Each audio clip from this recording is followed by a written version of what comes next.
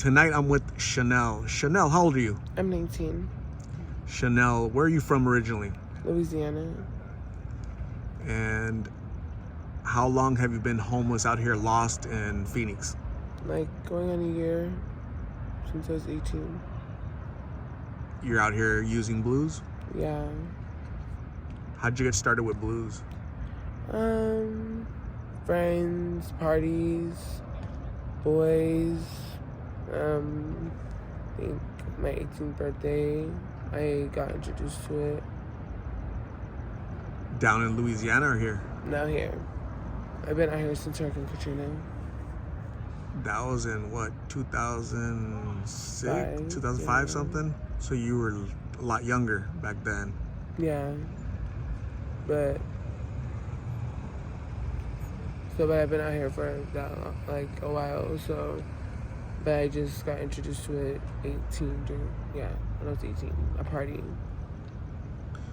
When you took that one pill back then, when it was introduced to you, how fast would you say it took for you to become addicted? I mean, when I was 16 is when like everyone else was using it, and I guess I would get secondhand high, but I wasn't really interested.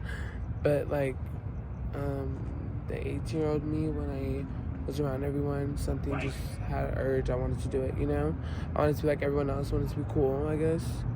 But the addiction was automatic. When you were 16 is when you saw it, but you stayed away from it. But when you were 18, you're a little bit more willing to try it. Yeah, I was more of like a follower. And do you regret that decision? Yeah, definitely. How does your family feel about you being out here? They hate it. They hate my decisions. I don't really have too much family, but I do have enough in the different states. I keep in contact with them through social media. If you weren't out here, where would you be? What would you be doing? Fashion school, probably with my dog, or taking videos online. I don't know, making TikToks or something, like any normal teenager would, I guess. What type of dog do you have? I have a French bulldog. Wow. Where's he at right now? He's with my stepdad. Got it.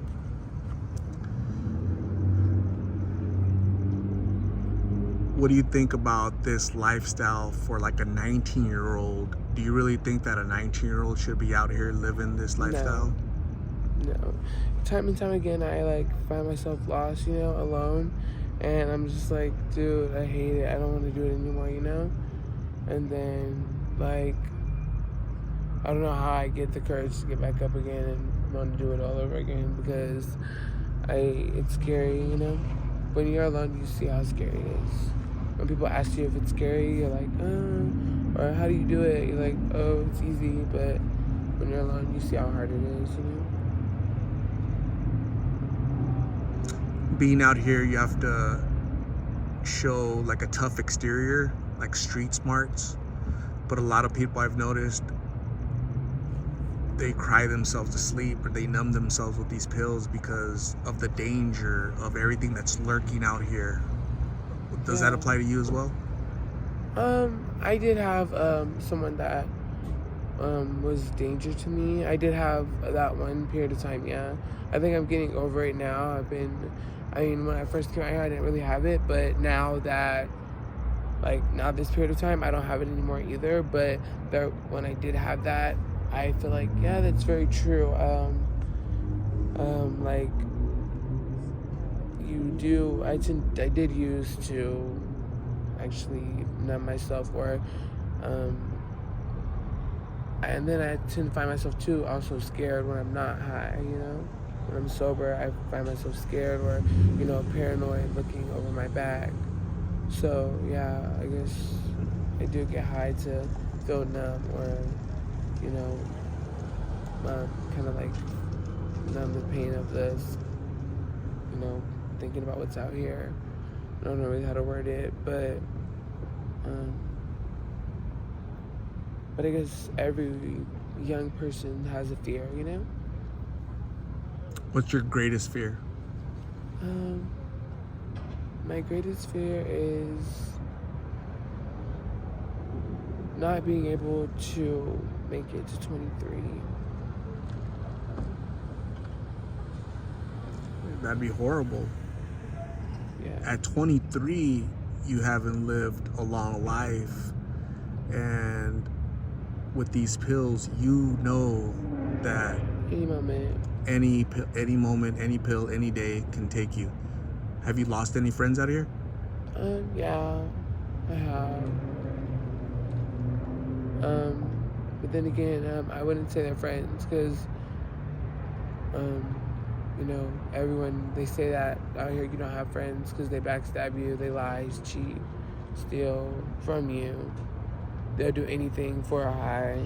So even if that's giving you up or, you know, jeopardizing your life. So I wouldn't say they're friends, but acquaintances, yeah, people that I did care about. Yeah, I have lost people like that. I've also hit people with Narcan before, so. What does your future hold?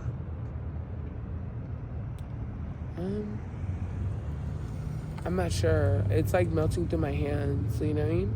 Like ice cream, you know, if you hold it too long. I'm not really sure what it does, what it holds, what it's gonna be. I tend to think of it sometimes when I'm sober, but when I'm high, I just am back in that, like, you know, fast mode, and I'm just like trying to worry about a hustle, I guess. But it's not really a hustle, it's just an addiction. About how many pills do you need per day? Like 20 or 30. I've interviewed lots of people actually, and they've told me that 50, 100. Do you think that's possible? Yeah. If they're like selling them to, yeah. Right.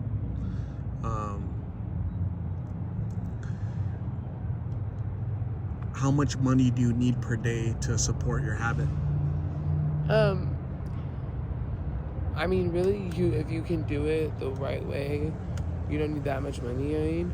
But how much money do I try to make to support my habit and also support me eating and, you know, everything else that ties into it? Like 100, 200, 300, and it's not a guarantee that you're gonna make that every night, you know? Do you do dates?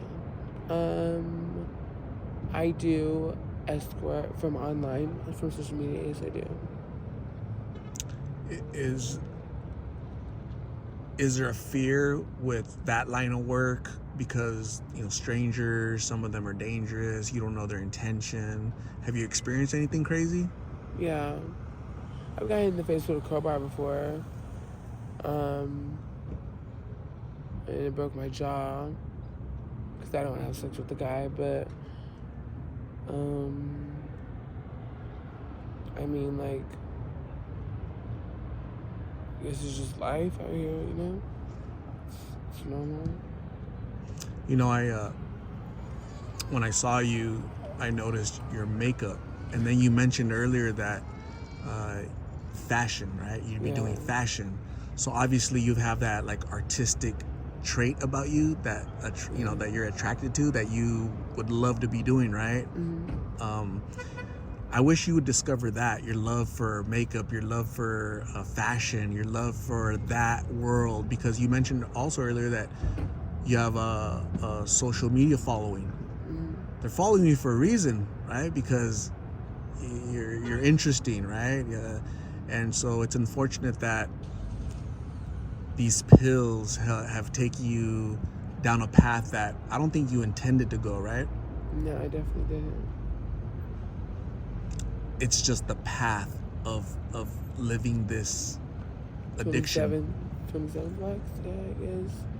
There's 27 reasons why your addiction started, and there's gonna be one reason why your addiction ends. And normally there's 3 reasons why everyone addiction ends. And normally it's death, prison, or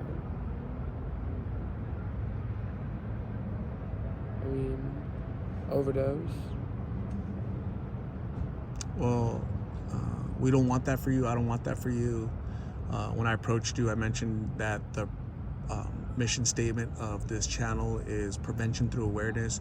By you having the courage to open up and share your story, another Chanel, a young 13, 14-year-old Chanel that's at home, that's confused, that's lost, rebellious, they're going to hear your story and decide to stay on the right path, right? Mm-hmm. And I appreciate you sharing and willing to help somebody out there. Okay, so I'm gonna hand you a Narcan box.